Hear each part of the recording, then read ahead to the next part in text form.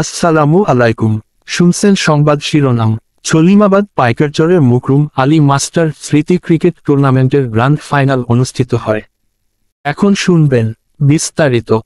ক্রীড়ায় শক্তি, ক্রীড়ায় বল, এই স্লোগানকে সামনে রেখে শনিবার ব্রাহ্মণবাড়িয়ার বাঞ্ছারামপুর উপজেলার সলিমাবাদ ইউনিয়নের পাইকারচর গ্রাম খেলার মাঠে মরহুম মুকরুম আলী মাস্টারের স্মৃতি ক্রিকেট টুর্নামেন্ট 2025-এর গ্র্যান্ড ফাইনাল উৎসবমুখর পরিবেশে অনুষ্ঠিত হয়েছে। এই টুর্নামেন্টের ফাইনালে অংশগ্রহণ করে আসাদনগর ক্রিকেট একাদশ ও সাতবিলা স্পোর্টস একাডেমি।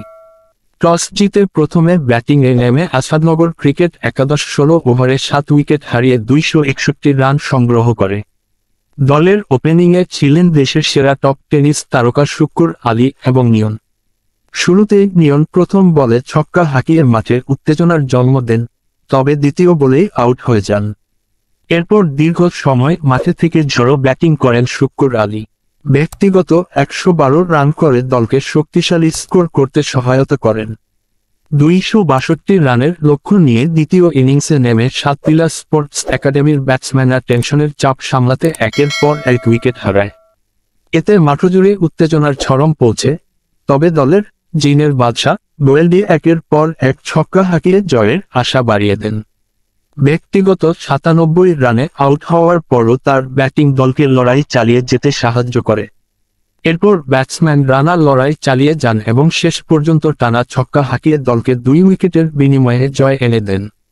লাস্ট 4 বলে প্রয়োজন ছিল 18 রান, শেষ বলে প্রয়োজন ছিল 5 রান, যা রানা সফলভাবে পূরণ করেন।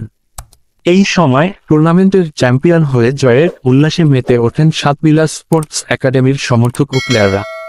দিনব্যাপী এই উত্তেজনাপূর্ণ ম্যাচে বাংলাদেশ বিদ্যুৎ উন্নয়ন বোর্ডের সাবেক প্রধান প্রকৌশলী মোহাম্মদ মকবুল হোসেনের সভাপতিত্বে উপস্থিত ছিলেন বাঞ্ছারামপুর উপজেলা কল্যাণ সমিতির সাধারণ সম্পাদক major S M. Saidul Islam, PSC senior সহ-সভাপতি engineer Mohammad Shafiqur Rahman, Comilla teachers training কলেজের সরকারি অধ্যাপক আব্দুল করিম এবং সলিমাবাদ ইউনিয়ন পরিষদের সাবেক chairman Azizur Rahman, panel chairman Rafiqul Islam, উপজেলা জাসাসের আহ্বায়ক এম.এ. সালাম, গণসংহতি আন্দোলনের বাঞ্ছারামপুর উপজেলার প্রধান সমন্বয়কারী সাংবাদিক শামীম শিবলি, সাংবাদিক মোল্লা নাসির উদ্দিন, বিশিষ্ট সমাজসেবক আব্দুল আওয়াল আলী আকবর মুন্সি, জাব্বার মিয়া সহ আরও অনেকে।